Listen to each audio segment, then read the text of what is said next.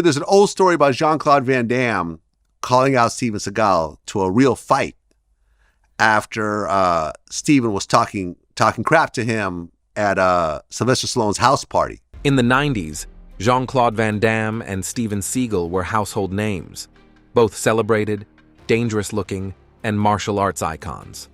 One of them fought in real rings, while the other built a legend cloaked in mystery. But behind the kicks and explosions, something deeper was simmering, a rivalry that still sparks debate decades later. Recently, Van Damme said most people have no idea how fake Steven Seagal really is. What did he mean by that? Join us as we explore what Jean Claude Van Damme meant when he said most people have no idea how fake Steven Seagal is. The legend and the illusion. In the golden era of 90s action cinema, Jean Claude Van Damme and Steven Seagal were icons, but only one of them was the real deal. Back in the 90s, if you were into action movies, there were two names that stood out: Jean Claude Van Damme and Steven Seagal. Both had slick moves, cool one-liners, and signature fighting styles that made them stand out. They were big deals on screen. But off-screen, that's where things get messy. One of them built his career on real fights, real training, and actual martial arts. The other? Well, he made a lot of people think he was the real thing, but when you scratch the surface, it doesn't hold up. Let's start with Van Damme. The guy didn't just come out of nowhere. Long before he was throwing helicopter kicks in Bloodsport, he was a serious martial artist. That's not all. He trained in Shotokan karate and kickboxing. He even won the Mr. Belgium bodybuilding title in 1978. His fight record? It's real, despite what Seagal has said. There are records, interviews, and news articles from back in the day confirming his wins. Van Damme put in the work, years of training, real fights, and real wins before he ever stepped in front of a camera. Now, Seagal had a very different kind of rise. His whole appeal was built on mystery. He said he trained in Japan, became the first American to run an Aikido dojo there, and earned a high-level black belt. All that sounds impressive, and to be fair, his Aikido is legit. But then came the stories. Claims that he had ties to the CIA and that he'd done secret missions. That his past was just too classified to talk about. None of that has ever been backed up with hard proof. It added to his image, but it also raised questions, a lot of questions. By the early 90s, the rivalry had already started to heat up. Seagal took the first shot during a taping of the Arsenio Hall show. When asked if he thought Van Damme was a real martial artist, Seagal smirked, danced around the question, then basically said Van Damme was a fake. He didn't come out and say he's lying, but he didn't need to. The message was clear, and that one moment on TV lit a fire.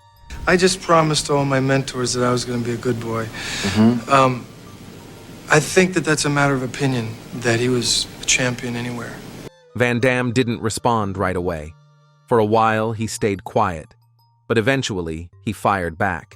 He said Seagal looked stiff and boring, that he just stood around fighting guys in a suit, acting tough without showing anything real.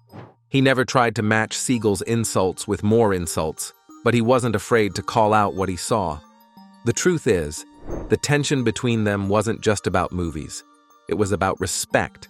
Van Damme had fought to earn his place. He came to Hollywood with nothing and made it big by showing what he could actually do. Seagal, on the other hand, got a major studio deal with no proven acting experience and a martial arts background that, while impressive on paper, had a lot of smoke around it. People started to wonder, how much of Seagal's story was real? And that's the point. Seagal built a legend, a story that looked solid from a distance but started falling apart when people looked closer. Meanwhile, Van Damme had receipts, real fights, real training, and real bruises. So, by the time both guys were leading action movies in the early 90s, it wasn't just about who could pull off better stunts or cooler kicks. It was about who had the real experience to back it all up. For fans, this wasn't just about screen presence. It was about authenticity. Who actually lived the martial arts life and who just acted the part? This is where the whole rivalry really starts. Because if you take away the movie roles and the slow-motion fight scenes, you're left with two very different men. One trained for years, competed, and fought his way to the top.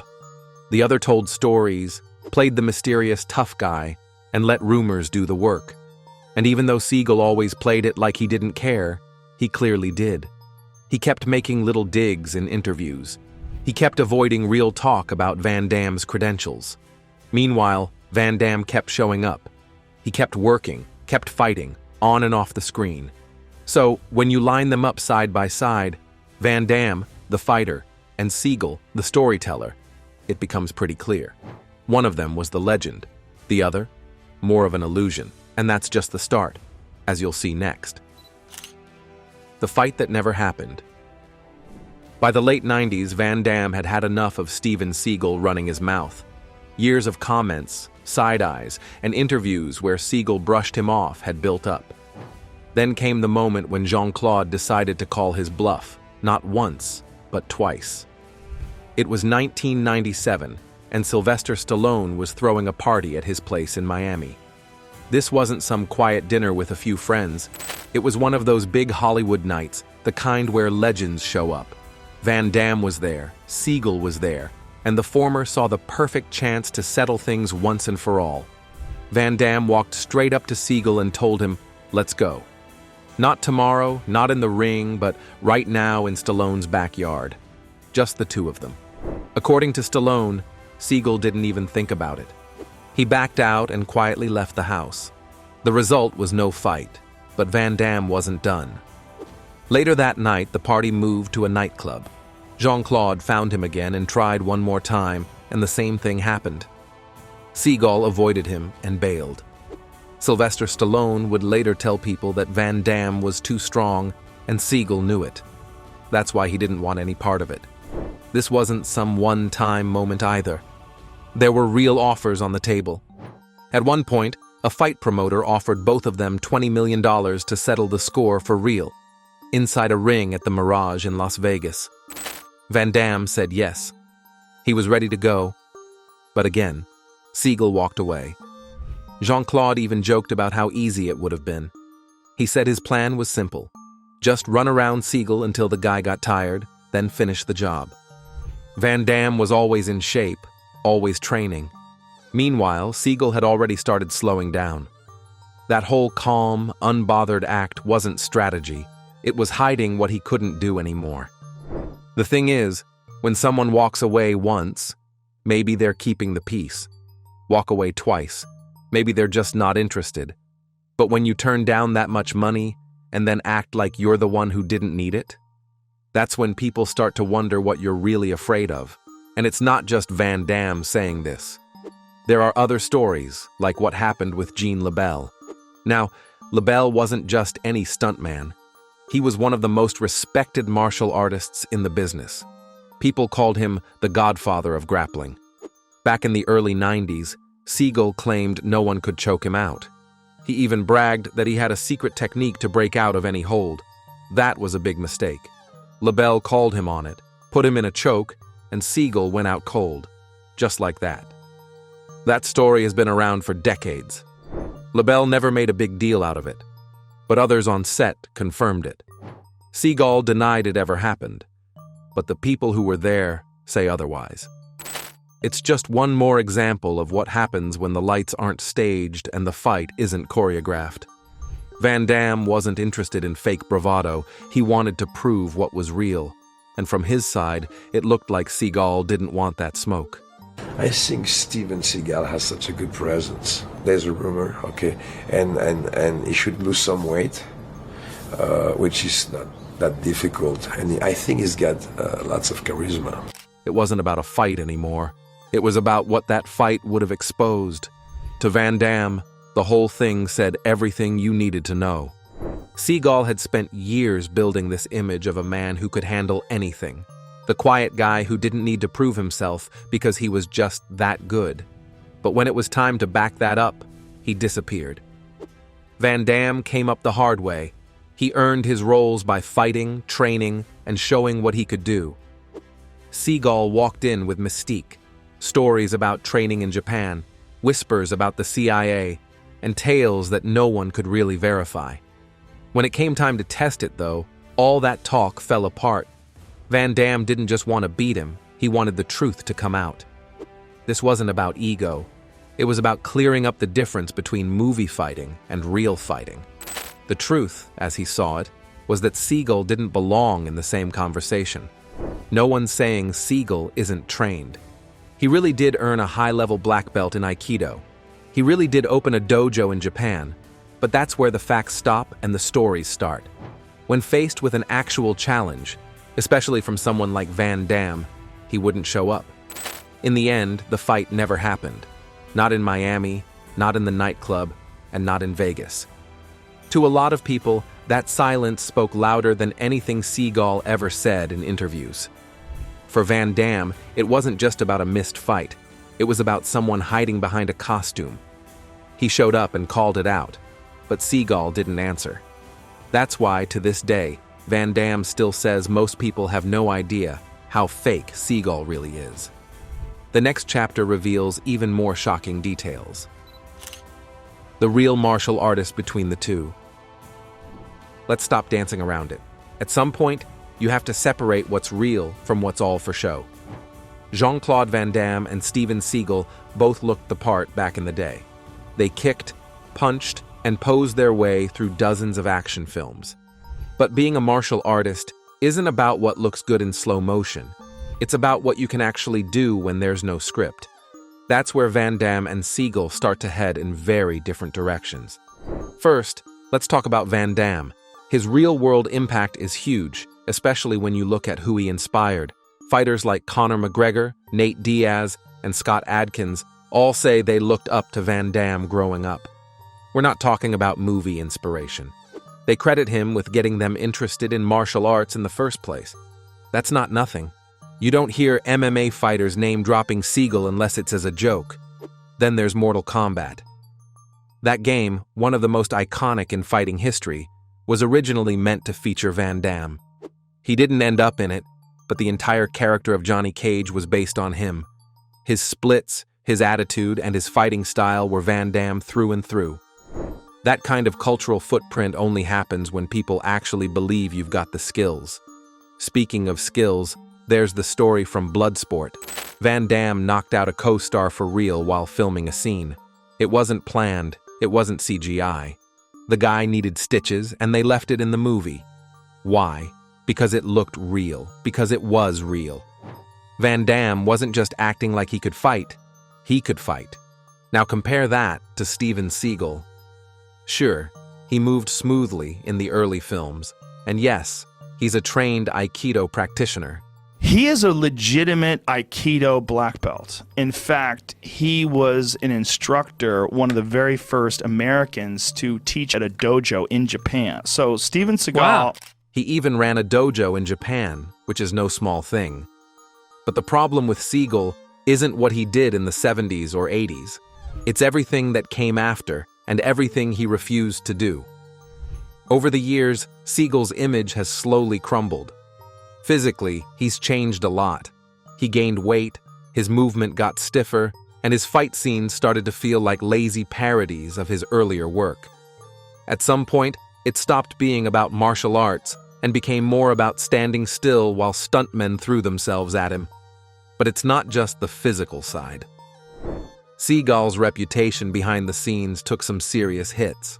You've got reports of him roughing up stuntmen, being abusive on set, and even bullying co-stars. John Leguizamo shared that Seagal pushed him into a wall on the first day of filming Executive Decision. Why? Just to show who was in charge. That's not discipline, that's ego. Then there are the more serious accusations. Multiple women have accused Seagal of sexual misconduct and abuse of power over the years. That goes way beyond Hollywood feuds or fake fights. It speaks to someone hiding behind fame instead of earning respect the right way. When it comes to actually proving himself, Seagal never really has. His movie fights look gritty, sure, but they've always been carefully choreographed. He's never stepped into a real ring, never taken a fight in front of a live audience, never agreed to a serious match with another skilled fighter. When he was given the chance, like that $20 million fight offer in Vegas, he walked away. Van Damme called him out for that. He didn't hold back either.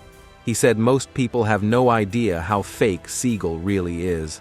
Based on the way Seagal constantly ducked real challenges, it's hard to disagree. There's a big difference between wearing a black belt in a movie and being able to back it up in a real situation. Van Damme always said Seagal hid behind myth. He used stories and whispers and half-truths to build a reputation that was never seriously tested. Van Damme, on the other hand, has taken his share of hits too. He's been knocked down in real fights, he's admitted to weaknesses, and he never pretended to be perfect. But that's what makes him believable. He's a martial artist who trains, fails, learns, and comes back stronger. He's not some fantasy character walking around claiming he's too deadly to spar. In the end, that's what being a real martial artist is about. It's not the belt color, or the slow motion kicks, or the cool soundtrack. It's about being honest about what you can do and what you can't. Van Damme's not perfect, but he's real. Seagal? He built a wall of mystery and never let anyone close enough to knock it down. Maybe that's because he knew what would happen if they did. This isn't about who had more box office hits or who had better hair in the 90s. This is about who lived the martial arts life and who just played the part. The truth is out there, and if you've been paying attention, it's pretty clear who's still standing. Jean Claude Van Damme didn't just act like a fighter, he was one. Seagal? He never let anyone find out, maybe because he already knew the answer. Do not miss this final emotional scene. The post that shocked millions of fans. Just last year, something happened that nobody saw coming. Jean Claude Van Damme posted a video on Instagram. He was hugging Steven Seagal and calling him my good friend. That short clip, just a few seconds, blew up online. For a rivalry that had lasted over 30 years, it was almost surreal. People didn't know how to react. Some thought it had to be fake, literally. There were rumors that AI had been used to doctor the video. Others zoomed in and said, that's not how Van Damme would smile if this was real. Then there were fans who were flat out upset. One said it best, you can't sit with him after everything he's said about you. What made things even weirder was what Seagal wrote under his own post. It was just 2 words, another journey. No explanation and no context, just vague enough to fuel every kind of theory. Then Van Damme added even more fuel to the fire. A few days after the post, he teased a big announcement coming soon. Right away, fans started asking, are they doing a movie together? A docu-series? A podcast? Is this all just hype? It's hard to tell if this was about being mature, selling something, or just playing on the internet. On one hand, you could say Van Damme took the high road. After years of being mocked on talk shows, in interviews, and even on Seagal's own reality show, he still showed up, smiled, and wished the guy a happy birthday. But here's the key part. Van Damme never took back anything he's said before. Not once. He didn't say I was wrong. He didn't say, we're cool now. He said, my good friend, and left it at that. So maybe this was a kind gesture. Maybe it was business. But what it definitely wasn't? A rewrite of history. Because no matter how friendly the photo looks, the facts haven't changed. Van Damme's opinion that Seagal is fake has been repeated too many times, too clearly, to pretend otherwise. This picture might be a one-time show of peace, but it doesn't erase decades of dodging, posturing, and cheap shots. At the end of the day, fans can look at that photo however they want. But if they're looking for closure, they're probably not going to get it. Do you think the rivalry between Jean Claude Van Damme and Steven Seagal is finally over? Kindly share your answers, thoughts, and opinions in the comment section. If you enjoyed the video, make sure you like, share, and subscribe to this channel to enjoy more videos like this. Also, click the next video shown on your screen. You will enjoy it.